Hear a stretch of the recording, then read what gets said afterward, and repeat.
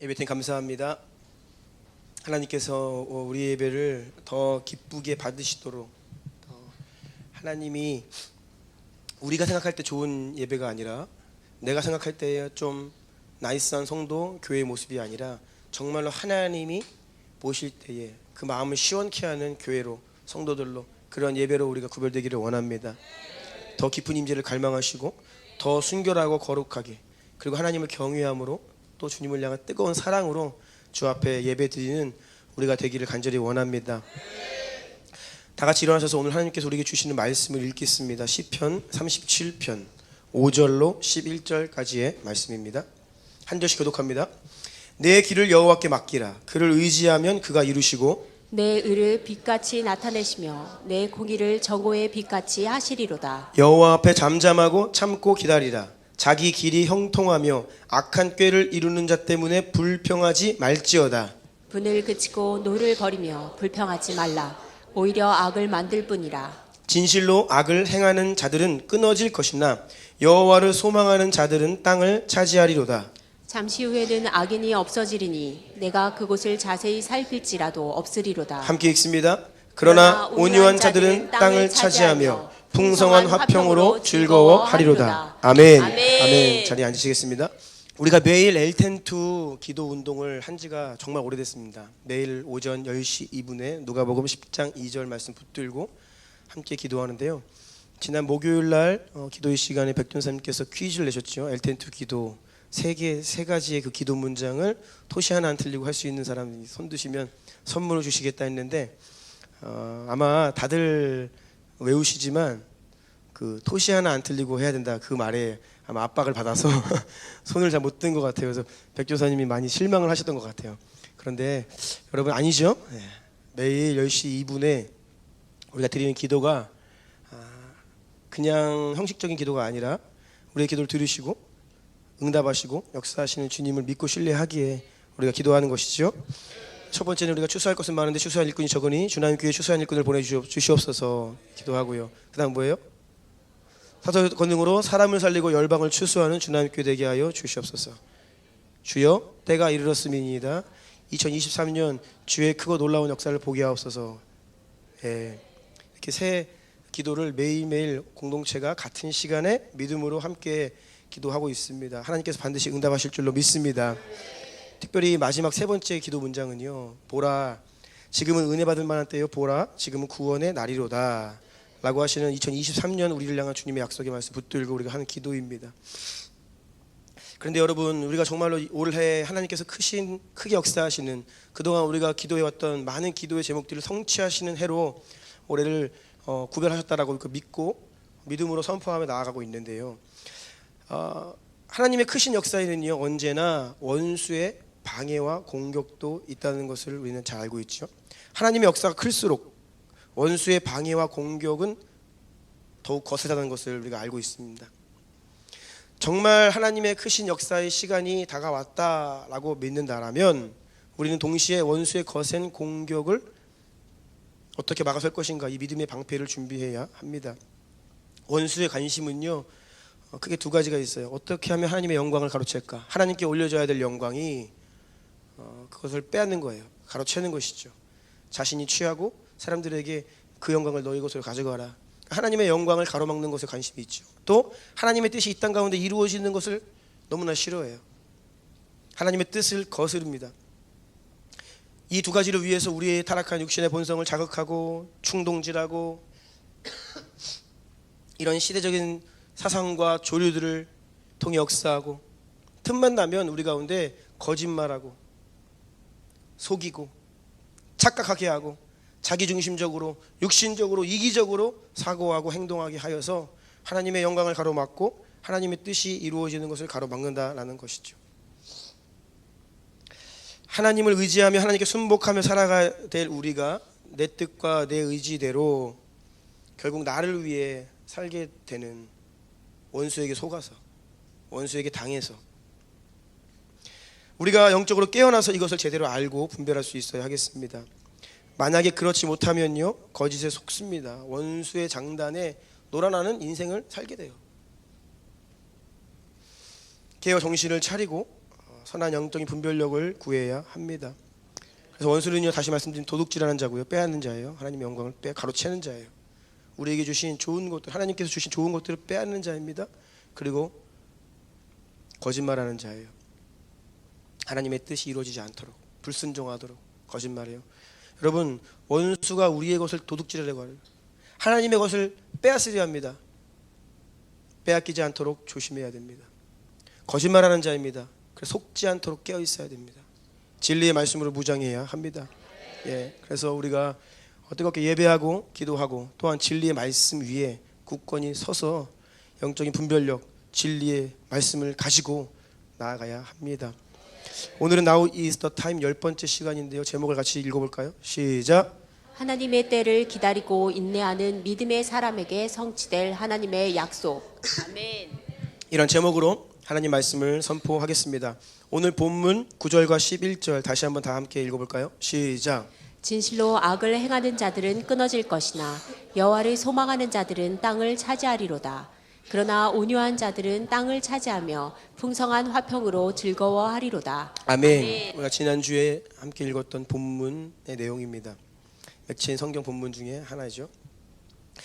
이스라엘 백성들에게 가나안 땅이라는 것은 하나님의 약속이었습니다. 그래서 가나안 땅 앞에 늘 붙는 수식어가 뭐죠? 약속의 땅 가나안. 항상 약속의 땅 가나안. 그래서 땅을 차지한다라고 할 때에 이스라엘 백성들은요, 이것은 하나님이 우리에게 약속하신 것이 성취되는, 우리에게 주시겠다라고 하신 그 약속이 성취되고 실제가 되어 이제는 우리가 그것을 진짜로 받아서 거기에 살면서 거하면서 누리게 된다. 어떤 이런 의미가 땅을 차지한다라고 하는 단어의 문장의 의미입니다. 이 말씀은요, 예수님께서 팔복에서 다시 한번 인용을 하시죠. 마태복음 5장 5절입니다. 함께 읽습니다. 시작. 온유한 자는 복이 있나니 그들이 땅을 기업으로 받을 것이며. 아멘. 아멘. 예수님께서 말씀하시는 팔복의 내용을 잘 살펴보면요, 이게 두 가지가 같이 들어 있습니다. 무엇이냐면 지금 살아가는 우리의 지금의 삶 가운데에서 그것이 성취되고요. 하지만 궁극적으로는 마지막 날에 예수님이 이 땅에 다시 오시는 그날에 성취될 영원한 복에 대한 말씀이에요. 오늘날 살아가는 현세에 대한 복, 그것을 뛰어넘어 영원한 복에 대한 말씀입니다.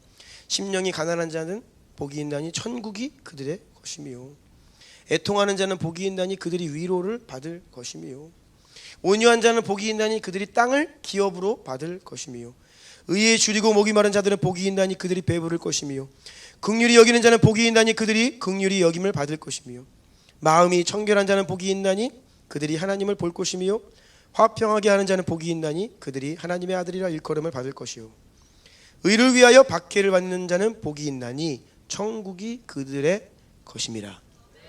아멘. 궁극적으로는 영원한 복에 대한 말씀이라는 것입니다. 그런데 여러분, 우리가요, 영원한 복이다 라고 할 때에 많은 오해가 있습니다. 땅을 차지하리로다, 땅을 기업으로 받을 것이며 했더니 땅을 주겠다고 하면 다 좋아합니다. 그런데 여기에서 근데 그게 당신이 기대하는 지금 당장 땅이 아니라 마지막 날에 성취될 영원한 복이래. 그러면요, 난 또 땅 준다는 건지 알았지, 이렇게 실망을 하게 됩니다. 저도 누가 오늘 갑자기 연락을 해서 주남교회 땅을 기부하고 싶습니다라고 하면 너무나 좋겠죠. 너무 좋을 것 같아요. 대도시의 땅값이 얼마나 비싼지 모릅니다. 교회가 우리 교회처럼 이렇게 대도시 한복판에 있는 교회는요, 더 이상 이 부지를 사서 건축을 한다? 이게 대형 교회가 아니면 거의 불가능한 일이 되어버렸습니다. 우리가 여기 자그마한 상가 여기 한층 들어올 때도 얼마나 많은 일이 있었는지 다 기억하시잖아요, 그렇죠? 그런데 땅을 사서 거기 건축을 한다는 것은요, 정말로 대형 교회가 아니면 이제는 불가능해요. 정말로 건축하고 싶으면 저기 외곽 지역으로 논밭인 땅으로 가야 될, 그렇게 하지 않고서는 불가능한 일이 되어버렸습니다. 땅이라는 것은요, 언제나 역사를 초월하여 가장 실제적인 경제 가치였습니다. 지금도 여전히 그러합니다. 제가 이해하고 있는 성경을 이해하는 제 관점으로 보자면, 이스라엘 백성들이 왜 예수님께 열광했느냐? 결국 돈 문제, 땅 문제예요. 도대체 이게 무슨 말인가? 누가복음 4장 16절로 21절 읽어주시겠어요? 예수께서 그 자라나신 곳 나사렛에 이르사 안식일에 늘 하시던 대로 회당에 들어가사 성경을 읽으려고 서심해 선지자 이사야의 글을 들이거늘 책을 펴서 이렇게 기록된 데를 찾으시니 곧 주의 성령이 내게 임하셨으니 이는 가난한 자에게 복음을 전하게 하시려고 내게 기름을 부으시고 나를 보내사 포로된 자에게 자유를 눈먼 자에게 다시 보게 함을 전파하며 눌린 자를 자유롭게 하고 주의 은혜의 해를 전파하게 하려 하심이라 하였더라. 책을 덮어 그 맡은 자에게 주시고 앉으시니 회당에 있는 자들이 다 주목하여 보더라. 이에 예수께서 그들에게 말씀하시되 이 글이 오늘 너희 귀에 응하였느니라 하시니 아멘. 아멘. 이스라엘 백성들은요, 오랜 역사 가운데 그 하나님의 약속을 근거로 하여 메시아를 기대하고 갈망하는 그런 믿음이 있었습니다. 언제 약속하신 메시아가 올 것인가 라고 하는 믿음과 기대가 있었습니다. 그런데 예수님께서 이 공생애를 시작하시기에 앞서서 공회 회당에 가셔서 말씀을 구약 성경을 읽으시고요. 뭐라 말씀하시냐면 오늘 이 말씀이 너희 귀에 이루어졌다. 그러니까 이 이사야서의 예언, 메시아를 예언한 이 말씀이 성취되었다라고 선포하시는 거예요. 내가 바로 너희가 그토록 기다렸던 메시아다라고 선언을 하신 거죠. 19절에 보니까 주의 은혜의 해를 전파하게 하려 하심이라 했어요. 이 은혜의 해라고 하면요, 이스라엘 사람들은요 딱 무엇이 떠오르냐면 희년이 떠오릅니다.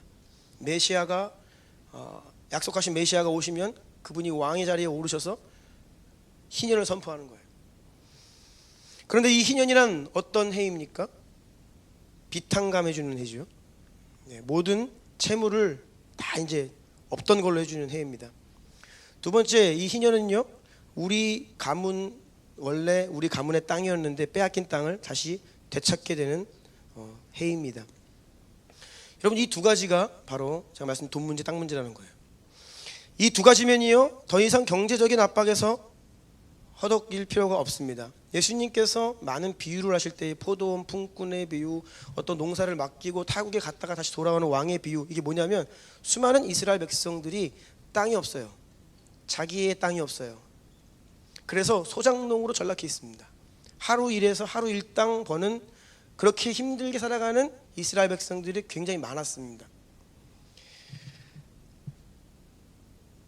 그래서 수많은 사람들이 무엇을 기대하고 꿈꾸고 있느냐, 사실 우리가 이 가지고 있는 구약 율법에 따르면 면제년이 있고 안식년이 있고 희년이 있는데 이 하나님의 법이 제대로 작동만 하면 우리 집안의 그 모든 이 빚 다 탕감받고 다시 땅 되찾고 경제적 자유를 얻을 수 있는데 라고 하는 기대감으로 메시아를 기다렸다는 거예요. 오늘날로 말하자면 메시아가 오시면 여러분 가게에 있는 모든 대출, 원금, 이자를 다 해결해 주십니다. 매달 얼마씩 나가는지 모르겠지만 이자뿐이 아니라 원금도 다 한 번에 상환해 주셔요. 대신 자영업 하시는 분들은 월세 문제, 임대료 문제를 해결해 주십니다. 내 집을 가지고 내 땅에서 내 건물에서 살 수 있는 거예요. 그러면 임대료만 안 내도 장사할 만은 하죠. 그렇죠? 네.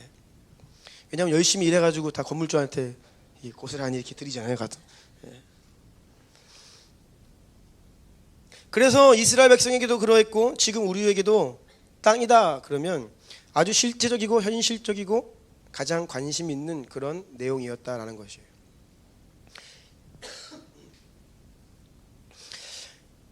주님께서 땅을 차지할 것이다 말씀하시니까 참 좋아요.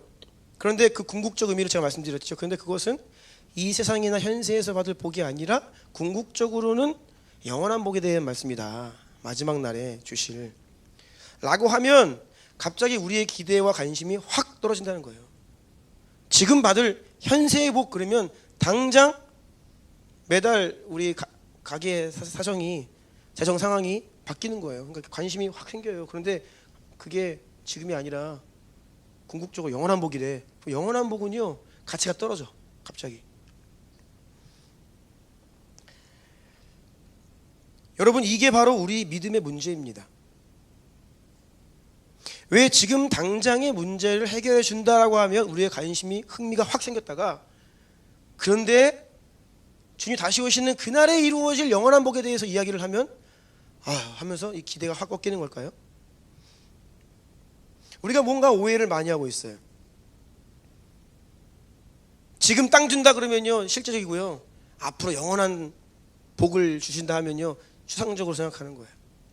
그런데 여러분 더 정확하게 이야기하자면 지금 당장에 받을 복보다 영원한 복이 더 실제적입니다. 아멘? 네. 예수님께서 이 땅에 다시 오시고 천년왕국이 시작돼요. 그때는요 우리와 예수님이 함께 이 땅을 다스려요. 그리고 천년왕국 이후에 새하늘과 새 땅이 오는데 그때는요 거룩한 선생 예루살렘이 이 땅으로 내려옵니다. 그러면 우리가 이 땅에서 하나님과 함께 영원히 살아요.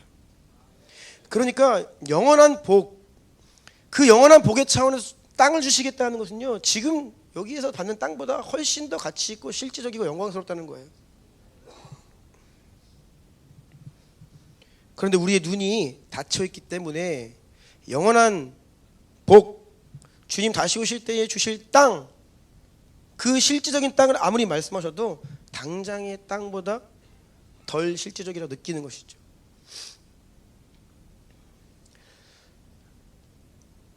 주여 때가 이르렀음이니이다. 약속하신 때가 이르렀다는 우리의 예언적인 기대와 믿음으로 하는 우리의 고백이고 선포인데요. 자, 그런데 누구에게 이 약속이 성취된다고 말씀하시느냐? 다시 오늘 본문 11절을 말씀드립니다. 그러나 온유한 자들은 땅을 차지하며 풍성한 화평으로 즐거워하리로다.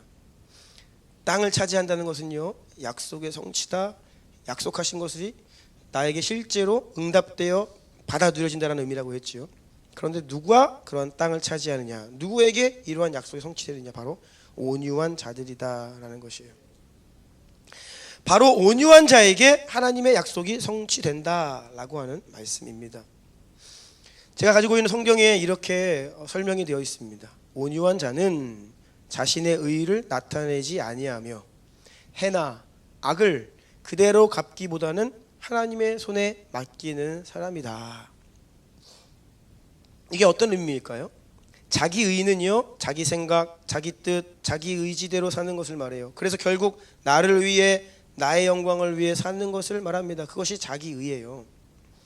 그렇다면 반대로 하나님의 의라고 하면요 하나님의 생각, 하나님의 뜻, 하나님의 의지를 이끄심을 따라 순복하며 사는 것, 그래서 하나님을 위해 사는 것을 말합니다. 내 뜻이 아니라 하나님의 뜻입니다. 내 의지가 아니라 성령의 의지에 순복하는 것이에요. 내가 하려 하는 것이 아니라 하나님께 맡기고 의지하는 사람을 말합니다. 이것이 바로 자기 자신의 의를 나타내지 아니하고 하나님의 의를 따라 사는 사람, 온유한 자의 특징이라고 할 수 있죠.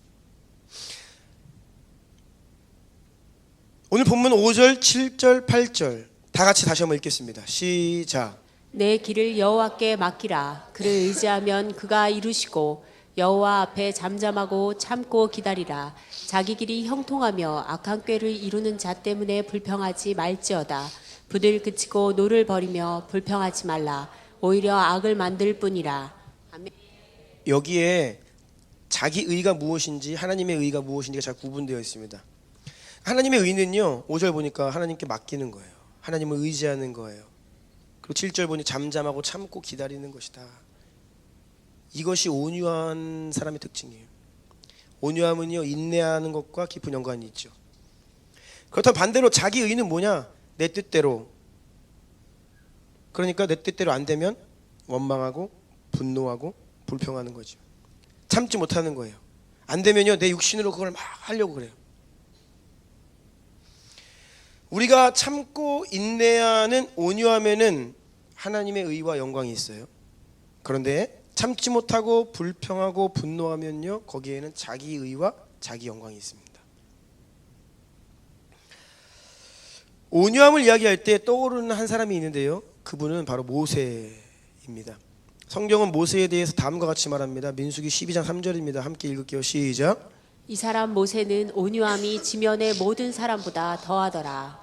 아멘. 아멘. 그 온유함이 지면의 모든 사람보다 더하다. 이 말씀이 기록된 본문의 상황을 보면요, 아론과 미리암이 모세를 시기 질투해요.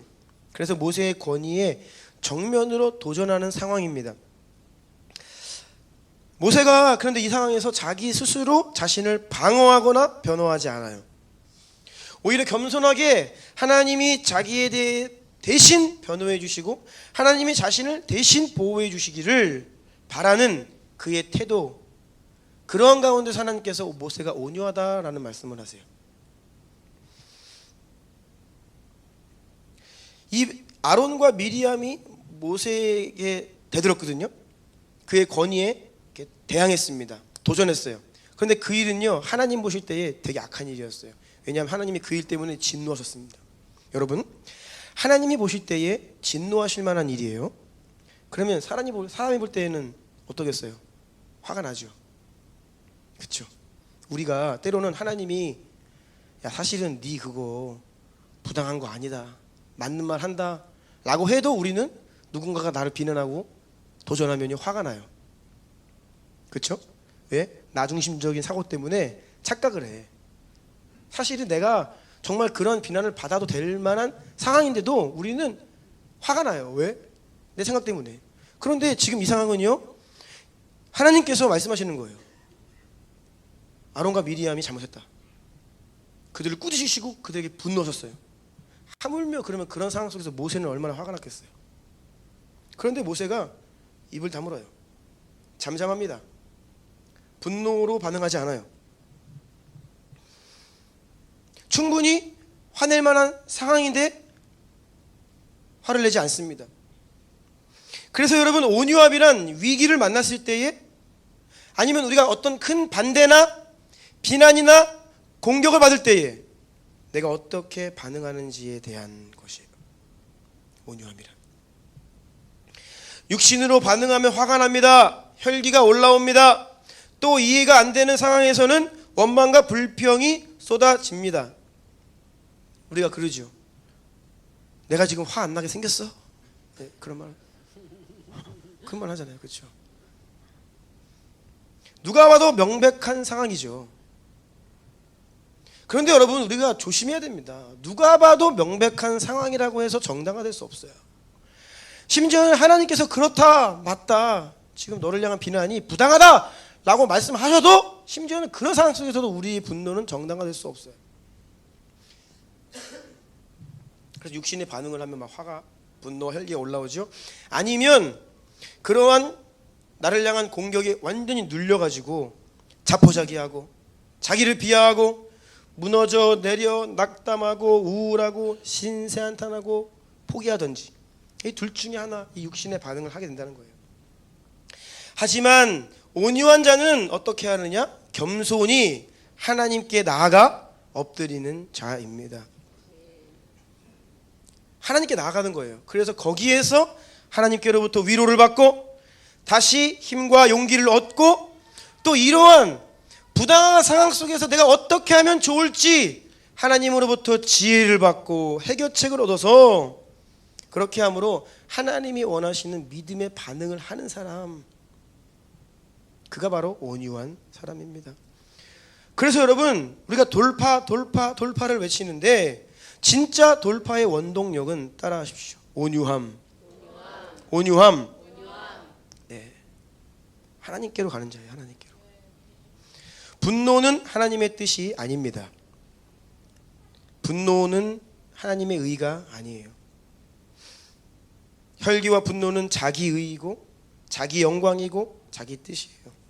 다시 말씀드립니다. 아론과 미리암의 도전이 부당한 것이었지만, 만약 모세가 여기에서 분노했다면, 육신으로 반응했다면 그의 권위는 실추되고 말았을 것입니다. 그래서 여러분, 오늘날의 이 시대의 가치를 잘 분별하셔야 돼요. 오늘날에는요, 정의를 외칩니다.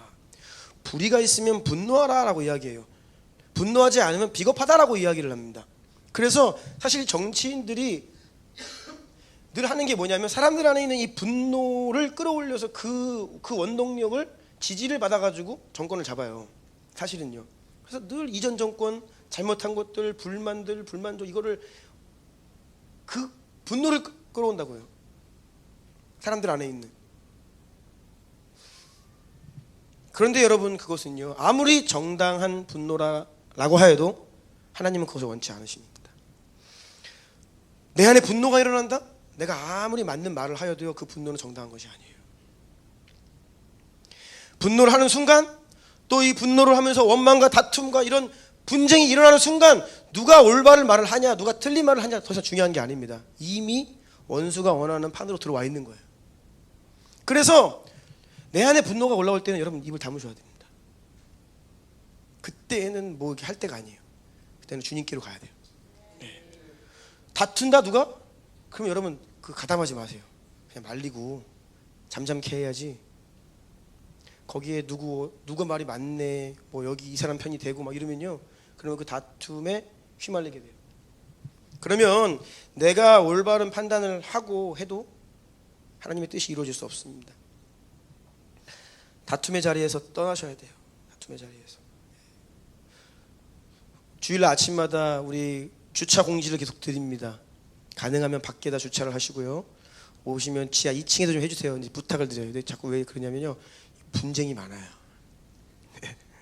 분쟁이 많습니다. 그래서 각기 너무나 많은 말들이 있어요. 그래서 저는요 입을 다물고 있어요. 할 말들이 많지만 왜냐하면 이미 이 사람들의 감정이 이렇게 끌어올려 분노하고 막 싸울 때에는요 그 자리 피해야 됩니다. 거기에 들어가서 함께 싸우는 사람은요 미련한 자예요.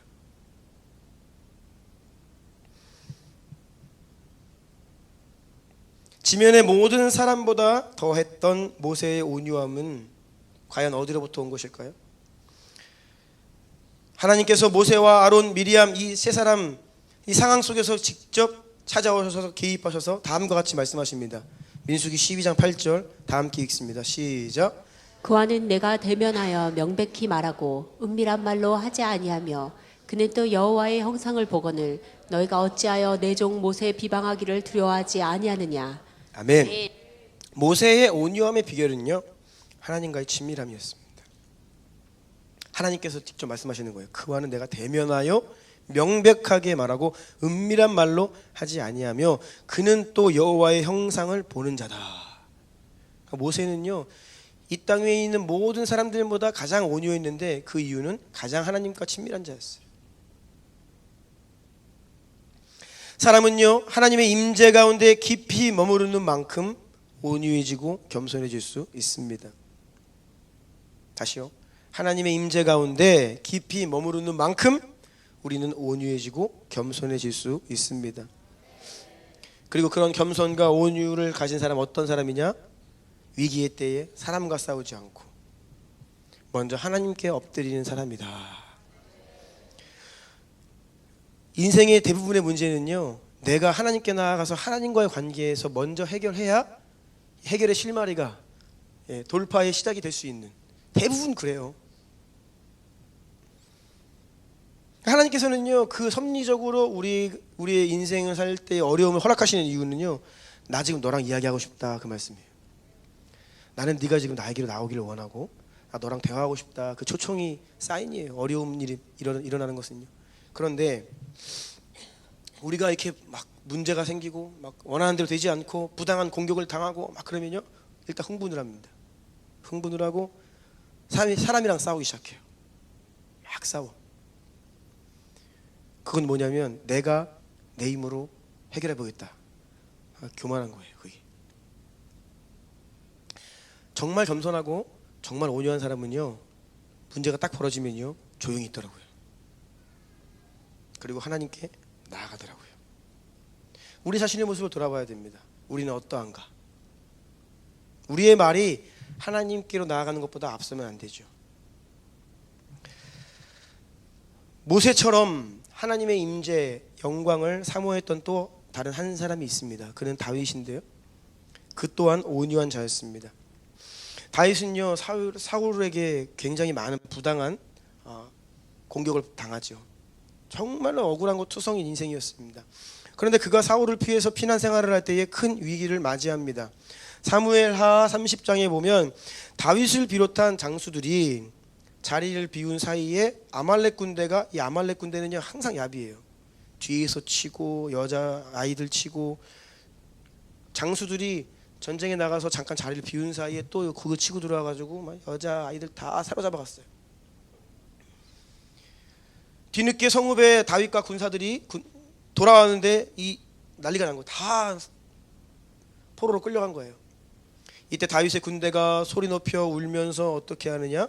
갑자기 이 책임을 다윗에게 돌리면서 다윗을 돌로 쳐 죽이자 합니다.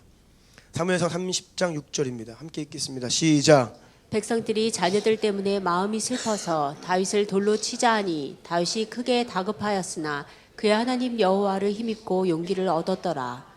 아멘. 다윗이 큰 위기에 처했죠.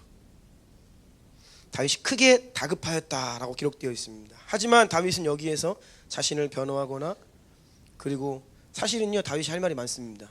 지금 다윗에게 돌로 쳐 죽이자라고 하는 그 옆에 있는 장수들이 다 어떤 사람들인지 아세요? 원래는 환난당하고 마음이 원통하고 빚진 자들이었어요. 다 버림받고 인생 거의 끝장나고 오갈 데 없는 사람들 다 다윗이 다 거두어가지고 먹이고 입히고 장수로 만드는, 그러니까 다윗에게 생명을 빚진 사람들이에요. 그런데 상황이 딱 안 좋으니까 뭐라 그래요? 한 마음이 돼가지고 다윗을 돌로 쳐 죽이자. 그 여러분 다윗 입장이 돼보세요. 화가 나요 안 나요? 나 같으면 못 참아요. 저는 못 참습니다. 장난하냐 지금 니들? 야, 은혜를 뭘로 갚네? 라고 하겠죠 단번에. 10년 전을 생각해, 20년 전을 생각해 라고 이야기하겠죠. 그런데 다윗은요 여호와를 힘입어 용기를 얻었다라고 기록되어 있습니다. 하나님 앞에 나아간 거예요. 그래서 하나님께서 주시는 힘과 용기를 가지고 이 위기를 돌파합니다. 그런데 여러분, 이러한 일이 지금 벌어지고 있는 동시간대에 다른 장소에서 확연한 차이가 나는 다른 사건이 벌어지고 있었습니다. 이것은요 사울입니다. 블레셋 연합군이 이제 이스라엘을 쳐들어옵니다. 그러니까 사울이 막 다급해졌어요. 그래서 어떻게 하느냐? 신접한 여인을 찾아갑니다. 사울은요 위기를 맞이했을 때 하나님께로 피하는 것이 아니라 끝까지 하나님이 아닌 자기 꾀, 자기 생각으로 일을 해결해 보려고 했어요. 교만한 사람이었죠. 왜 다윗은 위기의 순간에 하나님께 나아가 하나님을 의지하여 힘과 용기를 얻어 그 문제를 돌파하고, 왜 사울은 위기의 순간에 자기 생각에 빠져서 멸망의 길로 가게 되었습니까? 사무엘상 28장 6절 함께 읽을까요? 시작. 사울이 여호와께 묻자오되 여호와께서 꿈으로도 우림으로도 선지자로도 그에게 대답하지 아니하시므로. 사울이 이제 완전 코너에 몰리니까요 사실 하나님의 이름을 부르긴 했습니다. 그런데 더 이상 하나님께서 답을 주시지 않으셨어요. 왜냐하면요 이미 사울은 하나님과의 관계가 단절된 지 오래입니다. 이미 하나님께서 임재를 거두신 지 오래됐어요. 많은 사람들이 뭐 하나님이 사울을 버리셨네 떠나셨네, 아닙니다. 사울이 하나님을 버렸어요. 사울이 하나님을 떠났어요. 그래서 하나님은요 그러지 말라 계속 반복해서 말씀하시지만 불순종에 불순종을 거듭하여 결국 하나님은 그래 내가 네 뜻대로 하마 라고 하면서 임재를 거두신 거죠. 하나님과 상관없이 자기의 뜻과 의지와 생각대로 살아왔던 사람이 갑자기 위기를 만나서 하나님을 찾는다? 그런다고 될 일이 아닙니다, 여러분. 하나님과의 친밀함이 문제예요. 하나님을 사랑하는 마음도 없어요. 하나님을 찾지도 않아요. 관심도 없어요. 그런데 위기를 만나자 하나님을 찾는다? 여러분 이것이 바로 종교의 모습입니다. 사울은 그러한 사람이었어요. 친밀함이 없기 때문에 하나님으로부터 답이 없어요. 그래서 결국은 자기의 생각대로 가죠. 온유한 사람, 가장 온유한 자는요 모세보다 더 온유한 분이 한 분 계신데 그분은 바로 예수님이십니다. 예수님은요 다음과 같이 말씀하세요. 마태복음 11장 29절입니다. 함께 읽을까요? 시작. 나는 마음이 온유하고 겸손하니 나의 멍에를 메고 내게 배우라. 그리하면 너희 마음이 쉼을 얻으리니. 아멘. 아멘. 예수님은요 나는 마음이 온유하고 겸손하다라고 말씀하세요. 예수님은 가장 큰 고난의 십자가를 앞두시고 어디를 향하셨습니까? 감람산에 오셨습니다. 겟세마네 동산으로 들어가셨습니다. 그곳은요, 예수님이 늘 가시던 곳이죠. 그래서 성경에는 습관을 따라 감람산에 가셨다. 늘 예수님은요, 아버지와 교제하기 위해, 아버지의 품 안으로 임재 가운데 거하기 위해 그 감람산에 오르셨어요. 가장 큰 위기와 고통을 앞두고 늘 그리하신 대로 아버지께 피하신 거예요. 하나님께로 나아간 것입니다. 그곳에서 엎드리셨어요. 주님은요, 너무나 슬프셨습니다. 너무나 괴로우셨어요. 그 슬픔과 괴로움과 치열하게 싸우셨습니다. 제자들에게 이렇게 말씀하십니다. 내가 괴로워 죽게 되었다. 그래서 좀 같이 기도하자. 나를 위해 기도해라. 예수님이 얼마나 괴로우셨을까요? 그곳에서 주님은요, 고통에 시달리면서 땀이 빗방울처럼 땅에 떨어져 내릴 정도로 간절히 기도하셨습니다. 우리 주님께서 그 자리에서 얼마나 솔직하게 기도하셨는지 다 아시죠? 아버지, 이 잔을 내게서 지나가게 해주세요. 이게 솔직한 제 마음입니다. 저 십자가 지고 싶지 않아요. 두려워요. 하지만 아버지, 이것까지도 내가 원하는 것이 아니라 아버지께서 원하신 대로 하옵소서. 아버지의 뜻을 이루소서. 이게 마지막 예수님의 기도였죠.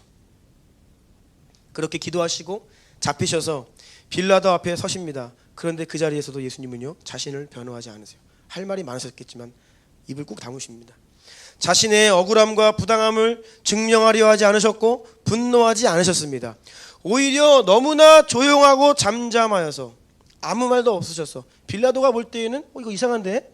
죄가 없는 것 같은데? 말이 없어요. 그래서 빌라도가 당황했죠. 이것이 바로 예수님의 온유하심과 겸손이었어요. 이러한 온유와 겸손의 자리에서 하나님의 뜻이 이루어집니다. 하나님의 의가 드러납니다. 하나님께서 영광을 받으십니다. 아멘. 온유함은요, 언제나 겸손과 인내와 함께 가요.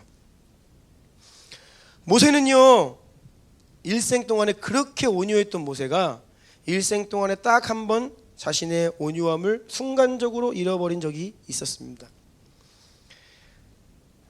광야 여정 40년 다 마치고 마지막 해였습니다. 몇 개월만 지나면 가나안 땅 들어가는 그 완전 끝자락에 와 있던 때였어요. 백성들이 물이 없어서 하나님을 원망합니다. 그리고 백성들이 하나님을 원망할 뿐 아니라 모세에게 할 말 하지 말아야 될 말 막 다 쏟아내면서 모세와 다투기 시작했어요. 그리고 모세의 권위에 도전합니다. 지난 40년 동안 우리 형제들이 광야에서 죽어갔을 때 우리도 함께 죽었더라면 더 좋았을 뻔하였다. 어찌하여 우리를 애굽에서 여기 광야로 끌고 와서 죽게 만드느냐? 모세가 40년째 이 말을 듣고 있어요. 해도 너무하죠. 오늘날의 성도가 이렇게 얘기하는 거예요. 십자가 은혜로 구원받은 백성들이 어떤 어려움이 딱 오면요, 왜 나를 구원했느냐? 하나님께 그러는 거예요. 왜 하나님, 왜 십자가 지셔가지고 예수님 나를 구원했어요? 그냥 좀 하나님 모르고 좀 편하게 세상 살면 좋은데 그렇게 살다가 지옥 가는 게 훨씬 낫죠. 뭐 이런 말이에요. 이 사건이 있기 한 38년, 39년 전쯤에 똑같은 사건이 있었습니다. 그러니까 이게 너무나 똑같은 사건이었어요. 그래서 여기에서 모세가 뚜껑이 열렸어요. 잘 참고 인내했는데 화가 났습니다. 분노했습니다. 그래서 자기 혈기를 드러냅니다. 하나님의 영광을 자기의 영광으로 취했다. 하나님 말씀하세요. 모세야, 네가 분노해서 네가 혈기 부려서 나의 영광을 가리웠다 라고 말씀하세요. 모세는요, 120년 동안 살면서 이때 단 한 번 온유하지 못함으로 인해서 자기 평생의 목표를 이루지 못하게 되었습니다. 온유한 자는 땅을 기업으로 받으리라 하셨는데 평생 온유했지만 요 한 번 온유함을 잃어버린 모세는요 땅에 들어가지 못했어요. 그래서 모세가요 사실은요 신명기 말씀에서 백성들에게 하소연합니다. 뭐라고 하냐면 신명기 3장 26절 여호와께서 너희 때문에 내게 진노하사, 굉장히 뒤끝이 있죠. 네, 너희 때문에 다 니네 때문이야. 진짜 해도 너무했어. 내가 참다가 40년을 참았는데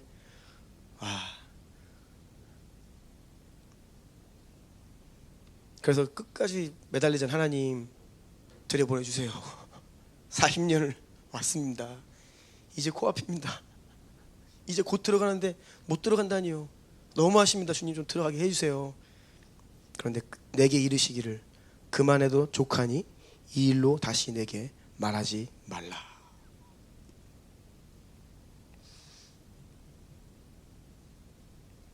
여러분, 하나님께서 왜 모세에게 이렇게 엄격하게 대하시죠?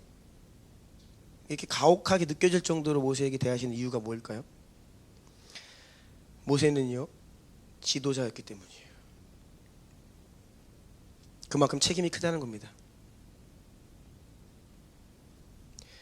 제가 이 모세를 보면서 모세는요 가장 큰 온유함을 받았고요, 모세는 가장 큰 권위를 받았지요. 그러면요 가장 큰 책임이 따라요. 우리가 하나님께 무언가 원해요. 영권을 원합니다. 물권을 원합니다. 그런데 여러분, 그 영권과 물권에는요 뭐가 따라오냐면 책임이 같이 따라와요. 하나님께서 큰 은혜를 주신 사람에게는요 더 큰 기준을 적용하십니다. 더 높은 기준을 적용하세요. 여러분 따라해 보시겠어요? 권위만큼 책임이 따른다. 다시요. 권위만큼 책임이 따른다. 권위의 크기만큼 더 엄격한 기준을 말씀하시는 거예요. 반대로 말씀드리면요, 여러분 영권을 원하십니까? 우리가 영권을 원해요. 왜냐하면 영권이 없으면요 사람을 살릴 수가 없어요. 우리의 전도가 역사하지 않아요. 하나님으로부터 영혼 살리는 권위를 받아야 우리의 말에 힘이 있고 영혼들을 구원하고 추수할 수 있고 영혼 살릴 수 있지. 바로 옆에서 사람이 죽어가도요 권위가 없으면 못 살려요. 그래서 하나님께 영권을 구하죠. 사람의 복을 인권을 구하고 물질적 축복 물권을 구합니다. 그런데요 그러한 우리가 구하는 만큼의 높은 기준과 책임을 말씀하신다는 거예요. 그러면 반대로 여러분이 정말로 큰 권위를 원하시면요 여러분 기준을 높게 잡으셔야 됩니다. 여러분 스스로에게 관대하시면 안 돼요. 우리 스스로에게 기준을 높여야 돼요. 하나님 앞에서 우리 수준. 그래서 죄 안 짓는 게 더 이상 이슈가 아니에요. 여러분 어떻게 하면 하나님의 영광을 위해, 교회의 덕을 위해, 영혼을 살리기 위해 내가 양심의 거리낌 없이 할 수 있지만 하지 않는 것, 그 자리까지 나아가야 되죠. 아멘. 그래서 제가 제가 많은 질문은 환영합니다. 무엇이든지 질문을 하시라고. 그런데 그런 질문을 하지 마세요. 이거 하면 죄예요? 그 질문은요 정말로 답하기도 싫은 질문이에요. 죄인지 아닌지에 관심이 있는 거는요 뭐 거의 이 구원의 커트라인에 걸려있는 사람이에요. 구원 받았는지 안 받았는지 애매한 사람이 그 질문해. 죄예요 아니에요? 우리의 인생이 여러분 그럼 죄이면 안 하고 죄 아니면 하려고요? 그게 아니라고요. 이미 그 질문을 하는 순간 그 이슈는요 하나님의 덕을 위해, 하나님 나라를 위해 과감히 내려놓을 수 있는 믿음이 있어야 됩니다. 아멘. 우리가 영적인 장소가 되기를 갈망하고 있습니다. 아멘이세요? 두 주먹을 불끈 져보세요. 따라해보세요. 영적인 장수. 영적인 장수. 아멘. 네. 여러분 다 영적인 장수가 되어야 됩니다. 예수님은요 우리를 그냥 구원받는 사람으로, 구원받는 하나님 자녀로만 부르신 것이 아니라 제자로 부르셨어요. 제자는요 제자를 낳는 사람입니다. 제자는요 영혼을 살리는 사람입니다. 제자는요 영혼을 치유하는 사람이에요. 제자는요 딱 등장하면 영적 공기가 바뀌어야 됩니다. 여러분의 입에 선포의 권위가 있고 힘이 있어야 돼요. 우리가 그러한 영적인 장수가 되기를 원합니다. 이것은 특별한 부르심이 아니고 모든 하나님의 백성들과 교회를 향한 하나님의 뜻입니다.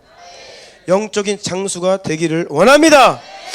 영혼을 살리고 열방을 추수하는 영적 권위를 구하고 있습니다. 그렇다면요, 우리는 그에 합당한 온유와 겸손을 겸비해야 됩니다. 모세의 온유함을 구해야 돼요. 하나님, 모세에게 주신 그 온유함을 제게 주십시오. 살다 보면요, 우리가 넘어지죠. 내 생각대로, 내 기분 따라, 감정대로 말을 하게 됩니다. 나는 나의 분노와 혈기를 쉽게 표출한다. 여러분, 이것을 우리는 매우 조심해야 됩니다. 진짜 하나님께 나아가서 이 문제 해결 봐야 돼요. 왜냐하면 그냥 내가 생각이 나는 좀 컨트롤이 안 돼. 나는 감정이 좀 컨트롤이 안 돼. 내 입이 잘 제어가 안 돼. 그래서 막 그냥 화내고 막 생각대로 말하고 막 감정대로 이야기하고. 나는 원래 기질이 그래. 여러분, 그렇게 넘길 문제가 아니에요. 왜냐하면요, 내가 늘 그렇게 살고 있다라고 하면요, 이것은 영적으로 보자면 다음과 같은 두 가지의 태도를 은연중에 갖고 있는 거예요. 이거는 우리가 그것을 인정하든 인정하지 않든 그런 삶을 살면요, 이러한 태도를 가지고 있는 거예요. 첫 번째, 온유한 자가 땅을 기업으로 얻는다라고 했는데요, 내가 기분 따라 감정 따라 반응하고 분노하고 혈기를 부린다? 하나님께서 나에게 주시는 실제적인 기업에 관심이 없다라는 의미입니다. 온유한 자에게 주신다고 약속하신 땅에 별로 관심이 없다라고 하는 말이에요. 두 번째는, 나는 제자가 되고 싶지 않아요. 저는 영적인 장수가 되는 것에 별로 관심이 없어요. 저는 그냥 주나님교회 좋은 성도로 그냥 살아도 돼요. 구원받는 것도 감사해요. 날량한 하나님의 뜻에 별로 관심이 없다라고 하는 태도입니다.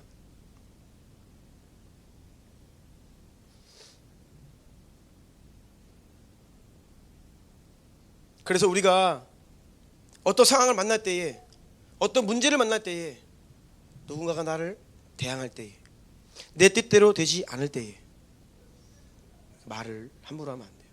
우리의 태도를 겸비해야 됩니다. 그래서 올라오면요, 도망가야 돼요. 주님께로. 기도해야 되는구나. 올라오면요, 입을 좀 조심해야 됩니다. 하나님께 피해야 하고요, 하나님을 의지해야 합니다. 그런데 여러분, 우리가 그렇게 하나님께 엎드리지 않으면요, 하나님과 친밀하지 않은 거예요. 그래서 우리는 하나님과의 친밀함을 갈망해야 돼요. 십자가를 앞두고 겟세마네로 들어가신 예수님, 다급해진 상황 속에서 여호와로 인하여 힘과 용기를 얻었던 다윗, 부당한 도전과 공격 가운데에서도 하나님께 의지하여 하나님의 개입을 요청했던 모세처럼 우리는 그러한 온유함을 구하며 나아가야 합니다. 말씀을 마무리하려고 합니다. 예배팀 나와주시고요.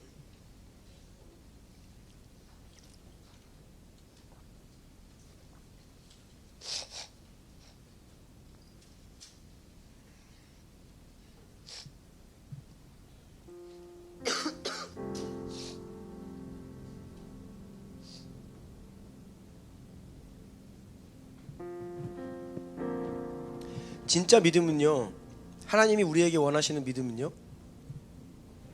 따라해 보실까요? 끝까지 가는 믿음, 완주하는 믿음. 아멘. 좋은 땅에 있다는 것은 착하고 좋은 마음으로 말씀을 듣고 지키어 인내로 결실하는 자니라. 끝까지 가서 열매를 보는 자예요. 말씀의 씨앗이 떨어졌을 때에 기쁨으로, 감사로 받아요. 믿음으로 반응도 합니다. 그렇게 인생을 살아요. 그런데 어려움이 오고 돈의 유혹이 오고 이런저런 문제와 걱정거리들이 생기면요, 갑자기 그 믿음이 시들시들 해져서 끝까지 가지 못하죠. 주님은 그것을 온전한 믿음이라 말씀하지 않으십니다. 히브리서 12장 1절 말씀 보니까, 이러므로 우리에게 구름같이 둘러싼 허다한 증인들이 있으니 모든 무거운 것과 얽매이기 쉬운 죄를 벗어버리고 인내로서 우리 앞에 당한 경주를 하며 우리가 통과해야 될 결승선이 있다는 겁니다. 끝까지 가야 된다는 거예요. 그래서 무거운 것과 얽매이기 쉬운 죄를 벗어 던져야 된다는 거예요. 그렇지 않으면 지금은 열심히 갈지 모르지만 체력이 고갈되고 힘들고 넘어지고 포기해버릴 수 있다는 거죠. 누가복음 21장 19절에 이렇게 기록되어 있습니다. 너희는 인내로 너희의 영혼을 얻으리라. 히브리서 10장 36절입니다. 너희에게 인내가 필요함은 너희가 하나님의 뜻을 행한 후에 약속하신 것을 받기 위함이라.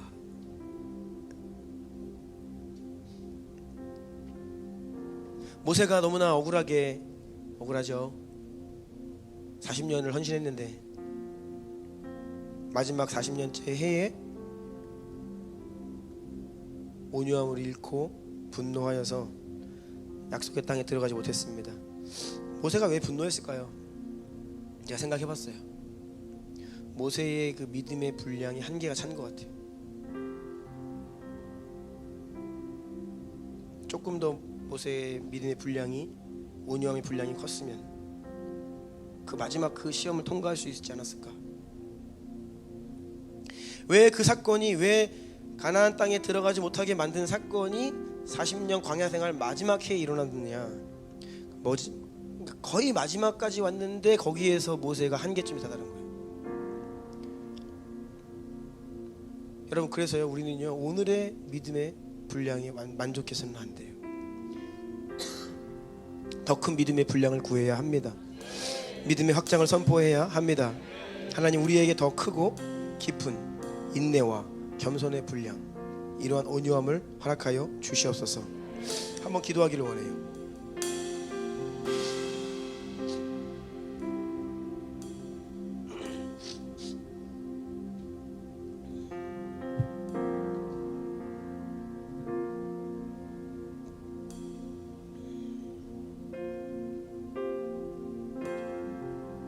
원수가 우리를 무너뜨리려 하는 거예요. 너희가 여러 가지 시험을 당하거든 온전히 기쁘게 여기라. 이는 너희 믿음의 시련이 인내를 만들어내는 줄 너희가 알미라. 인내를 온전히 이루라. 이는 너희로 온전하고 구비하여 조금도 부족함이 없게 하려 함이라. 삶을 살면요, 크고 작은 우리의 믿음을 시험하는 문제들이 계속 일어납니다. 장애물들이 많아요. 원수가 공격합니다. 사람을 통해 내 마음에 충동질하고 거짓말하고 빼앗으려 하고 속이려 하여. 그때 우리가요, 하나님께로 피하지 않으면 내 육신대로 반응하게 되죠. 거기에는 하나님의 영광이 가리워져요. 하나님의 뜻이 이루어질 수가 없어요. 하지만 우리가 그 가운데에서 하나님 임재 가운데로 들어가면, 하나님께로 피하면, 주의 이름을 부르며 주님께 도움을 요청하고 은혜를 구하면요, 그럴 때 하나님의 뜻이 이루어지고요, 하나님의 영광을 받으십니다. 이러한 모세의 온유함을 구하기를 원해요. 하나님, 많은 인생의 난관과 장애물들을 돌파해야 되는 상황 속에서 내가 이 온유함 갖기를 원합니다. 이 온유함 위에 서서 돌파하기를 원합니다. 나의 믿음의 분량이, 온유함의 분량이 너무나 그릇이 작습니다. 너무나 얕아요. 너무나 조그만해요. 그래서 조금만 건드려지고 조금만 차면 금방 내 육신으로 반응할 때가 너무나 많아요. 주님, 금방 분노하고 또다시 주님께 회복시켜 주시면 살다가 또 분노하고,